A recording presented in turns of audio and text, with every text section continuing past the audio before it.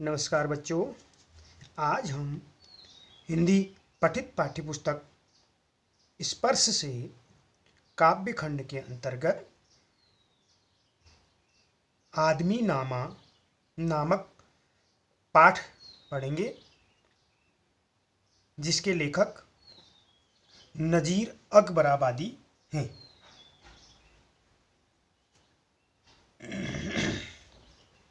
पाठ की जो रूपरेखा है, आदमी नामा में नज़ीर अकबराबादी प्रकृति की सबसे अनोखी देन मनुष्य अर्थात आदमी को उसकी अच्छाई और बुराई के साथ प्रस्तुत करते हैं।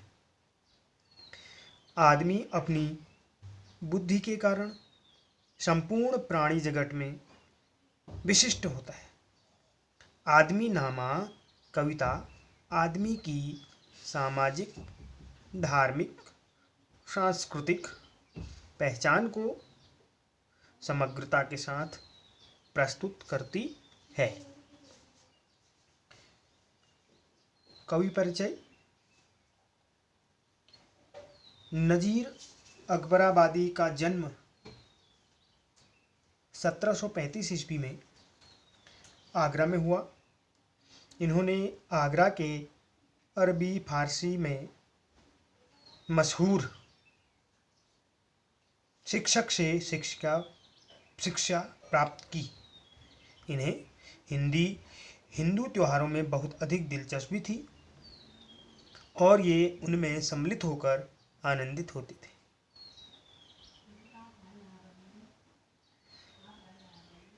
इसी लोकप्रियता के कारण भिश्ती, ककड़ी बेचने वाला, बिसाती आदि सभी लोग इनकी नज़में गाकर अपना सामान बेचते थे। इन्होंने अपनी कविताओं में दुनिया की हंसती बोलती, जीती जागती, चलती फिरती और जीवन में खुशियाँ मनाते हुए रूप प्रस्तुत किया है। इसलिए इन्हें दुनिया के रंगे हुए महाकवि भी कहा जाता है। ये अपनी रचनाओं में ज्ञानी की तरह उपदेश देने के बजाय मित्र की तरह सलाह देते हुए नजर आते हैं। इनकी कविताएं हमारी राष्ट्रीय एकता का प्रतीक हैं, जिनमें कई जातियां, कई प्रदेश, कई भाषाएं और कई परंपराएं होते हुए भी उन सब में एकता है। यही कारण है कि इन्हें हिंदी और उर्दू दोनों भाषाओं के आमजन ने अपनाया है। इनका देहांत 1823 ईस्वी में हो गया। अब हम पाठ की ओर चलते हैं। पाठ में जो छंद दिए गए हैं उनकी व्याख्या हम करेंगे। तो पहला छंद इस प्रकार है। दुनिया में बादशाह है सो है वो भी आदमी, और मुफलिस व गधा है सो वो भी आदमी। जरदार बेनवा है सो है वो भी आदमी, टुकड़े चबा रहा है सो है वो भी आदमी।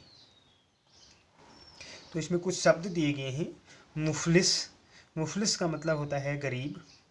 गधा भिखारी के लिए यहाँ पर प्रयुक्त किया गया है। जरदार का मतलब होता है अमीर। बेनवा निर्बल, कमज़ोर। नियमत स्वादिष्ट भोजन।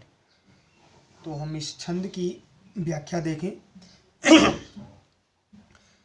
नज़ीर अकबराबादी द्वारा जो रचित आदमी नामा कविता है, इसमें मनुष्य के विविध रूपों पर प्रकाश डाला गया है। कवि कहते हैं कि दुनिया में एक आदमी वह है जो बादशाह है, जबकि दूसरी ओर एक आदमी वह भी है जो गरीब और भिखारी है, दरिद्र है, फकीर है। एक तरफ तो दौलतमंद अपनी दौलत के कारण अत्यंत शक्तिशाली है, वह भी आदमी है, तो दूसरी तरफ एक आदमी अपनी निर्बलता के कारण, निर्धनता के कारण अत्यधिक कमजोर है। वह भी आदमी है जो प्रतिदिन स्वादिष्ट भोजन खाता है। वह भी आदमी है, जबकि गरीब एवं फकीर अपनी निर्धनता के कारण सूखी रोटी के टुकड़े चबाता है। वह भी एक आदमी ही है।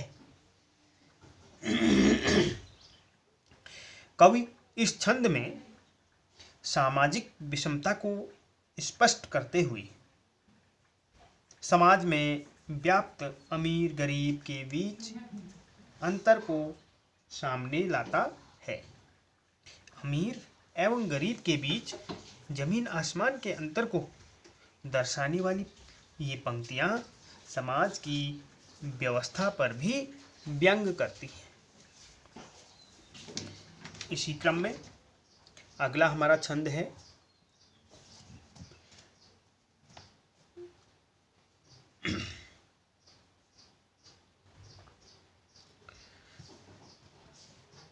मस्जिद भी आदमी ने बनाई है, या मियाँ बनते हैं आदमी ही इमाम और खुद बाख्तवा पढ़ते हैं आदमी ही कुरान और नमाजियाँ, और आदमी ही उनकी चुराते हैं जूतियाँ। जो उनको ताड़ता है सो है वो भी आदमी। तो दूसरे छंद में इमाम का मतलब होता है नमाज पढ़ने वाला। खुद बाख्तवा कुरान शरीफ का अर्थ बताने वाला। और ताड़ता, यहाँ पर ताड़ता से मतलब है देखना या भांप लेना। तो इस छंद में कवि नज़ीर अकबराबादी ने आदमी की प्रकृति, उसका स्वभाव अर्थात उसके स्वभाव की चर्चा की है।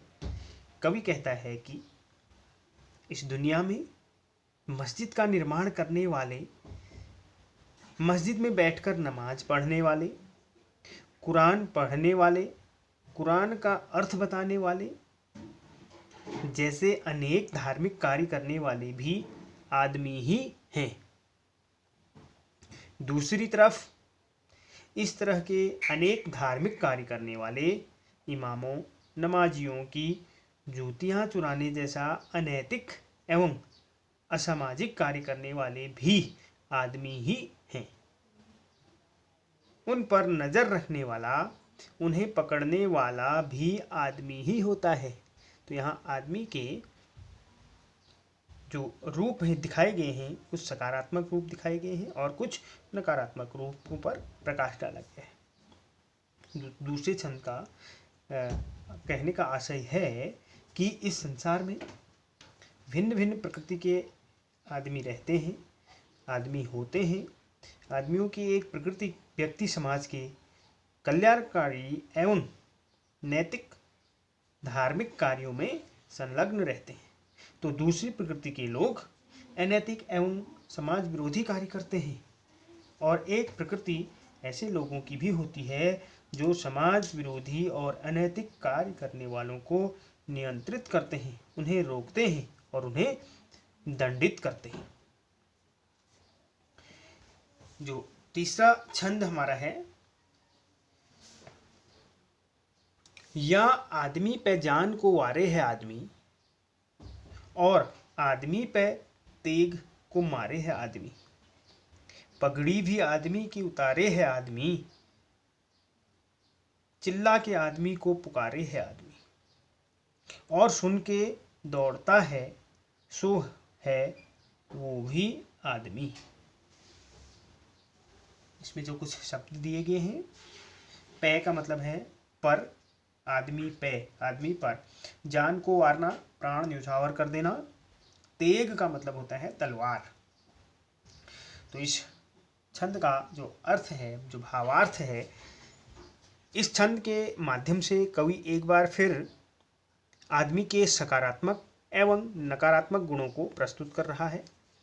कवि कहता है कि एक आदमी ऐसा होता है जो दूसरे आदमी के लिए अपने प्राण तक न्यौछावर कर देता है। वह आदमी को बचाने के लिए अपनी जान पर खेल जाता है, लेकिन साथ ही इस दुनिया में ऐसे भी आदमी हैं जो स्वयं आदमी होकर भी आदमी की ही जान ले लेते हैं, उन्हें तलवार से मार डालते हैं। अर्थात समाज में पगड़ी उतारकर आदमी को अपमानित करने वाला भी आदमी ही है। पगड़ी उतारना, उसकी इज्जत उतारना, अपमान करना, और अपने सम्मान या जान की रक्षा के लिए चिल्लाकर पुकारने वाला भी आदमी है। और इतना ही नहीं, बल्कि किसी की पुकार सुनकर, किसी को आवश्यकता पड़ने पर उसकी पुकार सुनकर उसे बचाने के लिए दौड़ जाने वाला भी एक आदमी ही है। कवि इस छंद के माध्यम से आदमी की मानसिकता के अंतर को उजागर कर रहा है। इसी क्रम में चौथा जो हमारा छंद है, असराफ और कमीने से ले साहता वजीर, ये आदमी ही करते हैं सब कारे दिल पजीर। या आदमी मुरीद है और आदमी ही पीर, अच्छा भी आदमी ही कहाता है ए नजीर। और सब में जो बुरा है सो है वो भी आदमी। तो इनमें कुछ शब्द दिए गए हैं। असराफ का मतलब होता है शरीफ लोग, शाह राजा, वजीर का मतलब यहाँ पर मंत्री है, और कमीने का मतलब नीच, नीच का मतलब कमीने, कार्य, दिल पजीर मन को लुभाने वाला, मुरीद यहाँ भक्त के लिए आया है, भक्त या प्रशंसक, पीर का मतलब होता है संत, और नजीर कवि, नजीर का अर्थ है कवि। तो इस छंद का जो भावार्थ है, कवि नजीर अकबराबादी ने इस छंद में भी आदमी के भिन्न भिन्न रूपों को सामने रखा है। कवि इस छंद के माध्यम से यह कहना चाहता है कि शरीफ लोगों के से लेकर नीच लोगों तक सभी आदमी हैं, राजा से लेकर मंत्री तक सब आदमी हैं। यह आदमी ही तो होता है जो दिल को लुभाने वाला, दिल को पसंद आने वाला अच्छा काम करता है। आदमी ही धर्म गुरु होता है, और उस धर्म गुरु का शिष्य भी एक आदमी ही होता है। एक आदमी इतना अधिक अच्छा होता है कि इस संसार में लोग उसे मिसाल अर्थात अपने लिए उदाहरण के रूप में भी देखते हैं। लेकिन साथ ही साथ इस दुनिया में सबसे अधिक बुरा प्राणी जो होता है वह भी एक आदमी ही होता है। कवि अपनी इस कविता के माध्यम से आदमी के विस्तृत रूपों को सामने रखता है और उसकी भिन्न भिन्न प्रकृति एवं मानसिकता से लोगों का परिचय कराता है। कवि का मानना है कि इस दुनिया में सर्वश्रेष्ठ प्राणी के रूप में आदमी इसलिए है क्योंकि उसके पास एक समृद्ध मस्तिष्क है, जिसका उपयोग वह अच्छे एवं बुरे दोनों संदर्भों में कर सकता है। तो इस कविता के माध्यम से हमने देखा कि कवि नजीर अकबराबादी ने जो प्रकृति की सबसे अनोखी देन मनुष्य है, आदमी जो है, उसकी अच्छाई और बुराई, उसके सकारात्मक गुण और नकारात्मक गुण पर प्रकाश डाला है और सामाजिक, धार्मिक, सांस्कृतिक पहचान को दर्शाया है। तो बच्चों, इस पाठ में हमने देखा कि आदमी नामा कविता के अंतर्गत कवि ने ईश्वर की सर्वोच्च कृति मनुष्य आदमी की जो स्वभावगत जो उसकी विशेषताएं हैं उनको दर्शाया है। कवि ने आदमी के अच्छे बुरे व्यवहार से भी परिचित कराया है। अब इस कविता में छंदों के माध्यम से कवि ने मनुष्य के विभिन्न भिन्न रूपों का वर्णन किया है। तो अगर हम इसी कविता को आपकी दृष्टि में आदमी का आधुनिक रूप कैसा प्रतीत होता है, इस दृष्टि से देखें तो आदमी का आधुनिक रूप अत्यंत संकीर्ण एवं स्वार्थी मनुष्य का है। आजकल इस भौतिकवादी युग में आदमी भौतिक सुख सुविधाओं के पीछे दौड़ रहा है। इस अंधी दौड़ में उसने सारे मानवीय संबंधों को ताक पर रख दिया है। आज के सारे संबंध भौतिकता के आधार पर निर्मित होते हैं। यही कारण है कि एक विशाल एवं स्वच्छ दिल से व्यक्ति का आज की दुनिया में कोई महत्व ही नहीं है, कोई भी महत्व नहीं है। आज इस भौतिकवादी युग में एक विशाल एवं स्वच्छ दिल के व्यक्ति का कोई भी महत्व नहीं है, जबकि एक धनी और शक्तिशाली व्यक्ति की चारों तरफ जय जयकार होती है, भले ही उसका हृदय एवं चरित्र दोनों ही मलिन क्यों न हो।